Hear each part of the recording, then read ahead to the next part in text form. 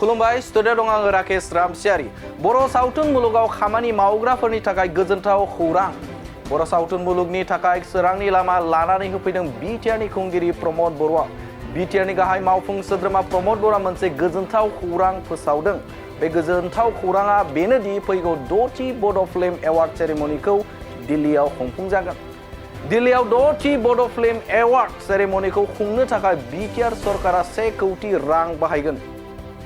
मोनसे सावथुननि गेजेरजों मोनसे हारिनि हारिमुखौ मुलुगनि सुबुंफोरनि गेजेराव दिन्थिनायजों लोगोसे हारिनि समाजारि फोसाबनाय हाबाफारियावबो गोबां बिहोमा होनो हायो। आथिखालनि बर' सावथुनफोरा माखासे थासारिजों गोरोबबाय। माखासे बर'नि सावथुनफोराव बर'नि जेंनाफोरखौ सावथुनफोरनि गेजेरजों मुलुगनि सुबुंफोरनि गेजेराव दिन्थिनो हाबाय। बर' सावथुनफोरनि गासै ट्रेन्डआ पजिटिभसै। फैबाय थानाय समफोराव बेनिख्रुइ आरोबाव साबसिन हामसिन खालामबावनो थाखाय फैगौ 6थि बड' फिल्म एवार्ड सेरेमनिखौ दिल्लीयाव खुंगोन। बेफोर बाथ्राखौ बुंदों बिटिआरनि खुंगिरि बिथां प्रमद बर'आ।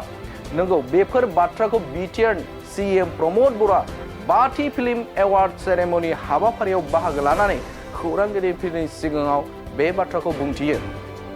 फैबाय थानाय समफोराव बिसाखौ हेफाजाब होनो नाजालांबाय थागोन होननानैबो फोरमायो बिटिआरनि खुंगिरि प्रमद बर'आ।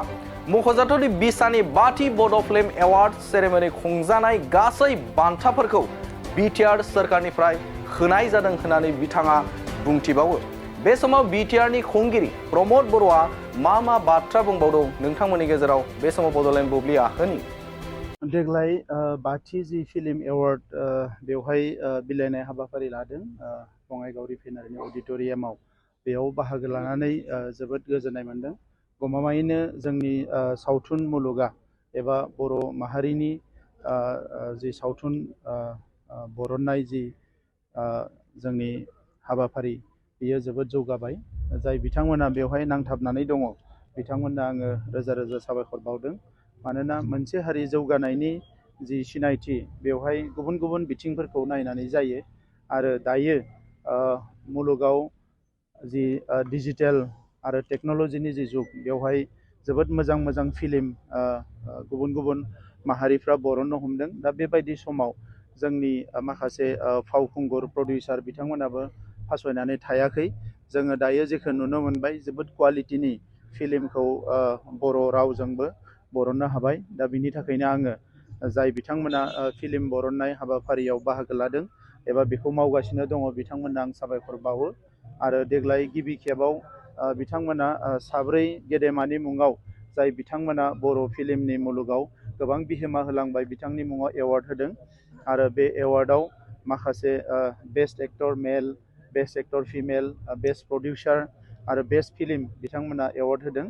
बेयो जोबोद मोजां जादों। मानोना अब्लासो फैबाय थानाय जिखिनि जोंनि जेनेरेसन बिथांमोना आरो थुलुंगाखांनाय मोनगोन। फिल्मनि गेजेरजों मोनसे हारिनि हारिमुखौ मुलुगनि मानसिफोरनो दिन्थिनो हानायजों लोगोसे बे हारिनि माखासे समाजारि फोसाबनाय हाबाफारियावबो गोबांखिनि बिहोमा होनो हायो। दा जोंनि जिखिनि फिल्म बरननाय बेवहाय डकुमेन्टारि फिल्म, क्रिएटिभ फिल्म, हिस्ट्रिनि फिल्म बेफोरबायदि गोबां फिल्म नांगौ जादों। आथिखालनि मुगानि खावलायनाय बायदियै जोंनि फिल्म जायफ्रा बरनदों जायफ्रा दिनै प्रडिउस खालामगासिनो दङ बिथांमोना माखासे फिल्मखौ बरनदों जायनिखि मडार्न माखासे थासारिजों गोरोबनाय। आरो माखासेया नाजादों कि जोंनि हारिनि माखासे जेंनाफोरखौ बिथांमोना बेवहाय फिल्मनि गेजेरजों मुलुगनि मानसिफोरखौ दिन्थिनो। दा बे गासैबो ट्रेन्डआ जोबोद पजिटिभ होननानै आं सानो। उननि समाव बियो आरोबाव गोख्रोङै बिथांमोना मावनो नाजाथों। बेखौनो नोजोर होनानै बिटिआर गभर्नमेन्टनिफ्राय फैगौ बोसोराव बे फिल्म एवार्ड खुंनाय सेरेमनिखौ जोङो दिल्लीयाव खुंनो थाखाय बिथांमोननो प्रप'ज होदों। आरो बेवहाय बिटिआर गभर्नमेन्टनिफ्राय 1 करोड़ रां होगोन होननानै जों बुंदों। बेयो हयथ' 1 करोड़ जायाबो जानो हानाय, बे एसे बाराबो नांनो हानाय, एसे खमबो नांनो हानाय। बेखौ जोङो बे आफादजों सावरायनानै थिग खालामगोन। नाथाय बर'नि जि फिल्म बेखौ मुलुगनि मानसिफोरखौ दिन्थिनो थाखाय मुलुगनि मानसिफोरनो मिथिहोनो थाखाय मोनसे सम फैबाय। अब्लासो जोंनि हारिया जौगालांगोन आङो बेखौ मिजिंथियो। फैबाय थानाय समाव बेफोरबायदिनो हेफाजाब होलांबाय थागोन। जोङो नाजागोन। मानोना हारिमुखौ नागारनानै जोंनि हारिनि सिनायथिया मालाबाबो आबुं जाया। बर' हारिनि हारिमुआनो गुबै। जोंहा जोंनि राव, जोंनि थुनलाइ, जोंनि हारिमु बेजोंसो जोंनि हारिया थांनानै दङ। दा हारिमु होनना बुङोब्ला जोंनि गाननाय जोमनाय, मेथाइ खननाय, मोसानाय, दानाय लुनाय, जानाय लोंनाय गासैबो फैयो। दा फिल्म एबा ड्रामा बेफोरबो जोंनि हारिमुआवनो फैयो। दा बिनिखायनो बे बिथिंखौ जौगाहोनाया जोंनि सरकारनि बिबान। दा बिनिखायनो बेखौ जोङो सावरायनानै रेगुलार बेसिसाव बे एवार्ड सेरेमनिखौ खुंनो थाखाय बेसेबां रां होलांबाय थानो हायो जेब्लासिम नांगौ जायो। मानोना मोनसे समाव बे आफादा गावबा गावनो स्ट्रं जाहैगोन, गोख्रों जाहैगोन। बै समसिम जोंनि सरकारनि फारसेनिफ्राय जों मदद होलांबाय थागोन। बर'नि माखासे गोजाम सावथुनफोरखौ प्रिजार्भेसन खालामनायनि माबाफोर बिनि थाखाय जोङो आर्काइभनि मोनसे प्रप'जेल थांनाय बोसोराव लाबोदोंमोन आरो दायो टेकनिकेलि बेखौ जोङो खालामनो थाखाय हाइटेक माखासे इन्जिनियारनि गोनां जायो। बिनि थाखाय माखासे नायगिरनाय हाबाफारिया सोलिगासिनो दङ। नाथाय बिटिआर गभर्नमेन्टआ जोंनि राव थुनलाइ हारिमु जेसेबां दङ जारिमिन बेखौ दोनथुमनो थाखाय, जोंनि मनुमेन्ट्सफोरखौ दोनथुमनो थाखाय मोनसे आर्काइभ आरो मोनसेया जोंनि हारिमुखौ दोनथुमनो थाखाय मोनसे आर्काइभ, बेबायदि मोननै आर्काइभनि थाखाय जों प्रप'जेल लानानै दङ आरो बेखौ लासै लासैनो जोङो मावफुंलांगोन।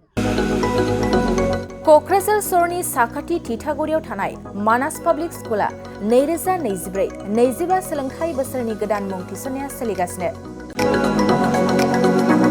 थिथागुरियाव थानाय इंराजि बिजोंनि मानास पाब्लिक स्कुलाव दासान्दि नार्सारिनिफ्राय 8 थाखोसिम गोदानै मुं थिसननाया सोलिगासिनो। बे फरायसालियाव गुनगोनां सोलोंथाइ होनायजों लोगोसे फरायसाफोरनि थाखाय दं मोजां खाबुफोर। थाखो फोरोंथायनि अनगायैबो yoga classes, basic computer education, English speaking skill, maths and science projecting, highly experience faculty आरो स्मार्ट क्लासेसनि खाबुफोर दं।